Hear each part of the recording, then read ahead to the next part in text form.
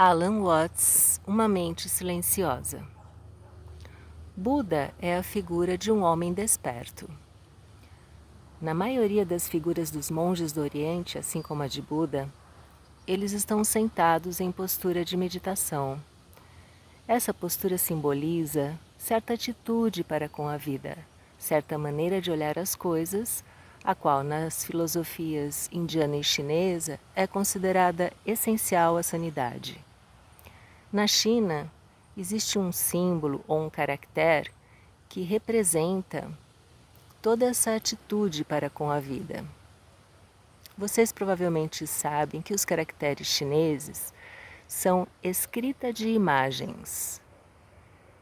Neste caractere em particular, metade representa originalmente alguma ave aquática, uma cegonha ou uma garça, e a outra metade do caractere, primeiramente, um sinal que representa o olho humano.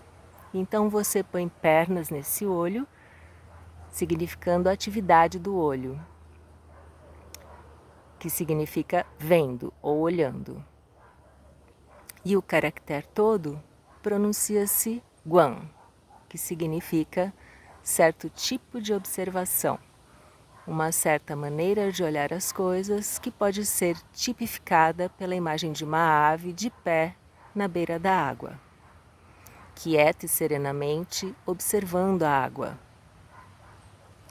Então, o significado dessa atitude para com a vida é o que resume a ideia de meditação de todo o Oriente, tipificada na figura desse Buda. Eu quero tentar hoje explicar algo do significado dessa atitude para com a vida. Fundamentalmente, a meditação, ou essa maneira contemplativa de usar a mente ou a consciência, não costuma ser exercitada. Temos o hábito de tensionar nossos sentidos quando estão sendo usados para ver e ouvir mais claramente. Mas, na verdade, isso impede a clareza dos nossos sentidos. Porque se você forçar a visão, por exemplo, vai perceber que ela se torna confusa. Assim também acontece quando você faz força para escutar algo. Mas, por outro lado, se você deixar só o som chegar aos seus ouvidos, não terá dificuldade em ouvir. Então, da mesma forma, aquela ave parada na margem da água não está olhando freneticamente para todo lado procurando pelo peixe. Ela fica quieta, imóvel, e todo o campo de visão dela simplesmente chega até os seus olhos. E no momento que ela vê uma ondulação na água, ela bica naquela direção e pega o peixe. O problema é que nós, quando olhamos e escutamos coisas, estamos também tentando dar sentido ao mundo através do pensamento, pensando nele. E o ato de pensar introduz um elemento de tensão no uso das nossas mentes. Acho que a razão para isso é porque o pensamento é linear. Ele vai palavra após palavra, amarradas em uma linha. Nós pensamos, pensamento após pensamento, em linha, um após o outro. Enquanto que, quando nós vemos ou olhamos, vemos o que está acontecendo integralmente. Nós vemos todo o volume no ato de olhar, uma grande área. A natureza é o volume, em vez de algo amarrado em uma linha. Mas quando pensamos, temos um pensamento após o outro. Então o processo de pensar é muito mais lento do que o processo de ver e usar o nosso consciente, a nossa mente como um todo. E isso requer certo esforço para fazer o pensamento manter-se equiparado ao que estamos vendo ou ouvindo. Além disso, o pensamento funciona por abstração. O que quero dizer por abstração? Bem, muitos caracteres ou símbolos são abstrações. Se você desenha um homem com uma bolinha sobre alguns risquinhos representando o tronco e os membros, você está, na verdade, cortando, simplificando uma boa parte do homem. Essa figura corta todos os detalhes e nos dá uma imagem simples, na qual podemos reunir tudo de uma vez. E temos que fazer isso para pensar. Assim, podemos usar uma série de imagens muito simples ou esboços do mundo, e essas são as abstrações. E é fundamentalmente através de abstrações que pensamos. Então o pensamento ele é mais lento, porque ele segue uma linha, pensamento após pensamento, e também o pensamento é abstrato. Isso quer dizer que ele carece da qualidade de uma vida completa, uma vida real, assim como a figura do homem.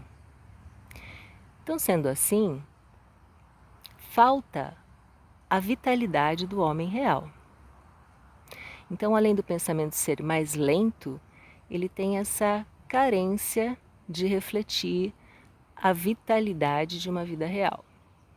Então, quanto mais tendemos a viver num mundo de pensamento, mais tendemos a viver num mundo abstrato, que é removido e tem um vão entre ele e o mundo real da natureza.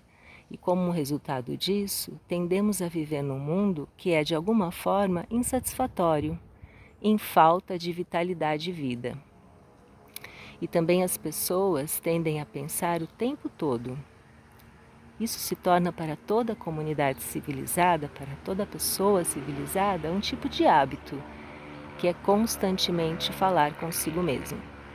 Nossa mente tem que ficar em silêncio parte do tempo se quisermos ter algo a pensar, exceto pensamentos.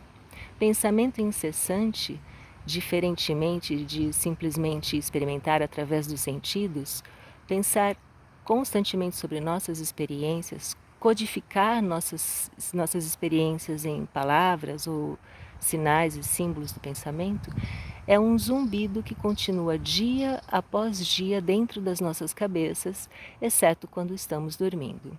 E como resultado disso, começamos a viver num mundo crescentemente divorciado da realidade. Esse é o motivo pelo qual, nas culturas orientais da Índia, China e Japão, tem sempre sido considerado importante para todos gastar algum tempo não pensando, mas simplesmente naquela atitude que é representada por aquele símbolo chinês da ave na beira do lago, que representa uma observação tranquila. É importante dizer que isso não significa que pensar é um distúrbio, algo que o ser humano não deveria fazer. Ao contrário, é uma aquisição altamente importante do homem. Mas pensar não tem valor real para nós, a menos que também possamos praticar o não pensar, a menos que possamos ter nossa mente silenciosa e façamos contato imediato com o mundo real, em distinção ao mundo de abstração pura. E isso leva a uma prática muito comum entre os hindus budistas e taoístas chamada meditação.